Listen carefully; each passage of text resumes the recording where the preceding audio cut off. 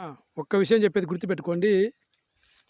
పిల్లలకు జన్మనిత్తనే చనిపోయే జీవి ఏది? కాకుంటే 4 జీవులుండాయి. వాటి పేర్లు చెప్తాను. మీకు తెలిసుంటే పలాందని కామెంట్‌లో పెట్టండి. ఆ 4 జీవుల పేర్లు చెప్తా. ఫస్టుదొచ్చి తేనెటీగ, రెండోదొచ్చి కప్ప, మూడోదొచ్చి సీమ, నాలుగోదొచ్చి తేలు. వీటిలో ఒక్కటి చచ్చిపోతుంది పిల్లలకు జన్మనిత్తనే. అది ఏది చచ్చిపోతుందనేది మీరు కామెంట్‌లో పెట్టాలా తెలిసుంటే.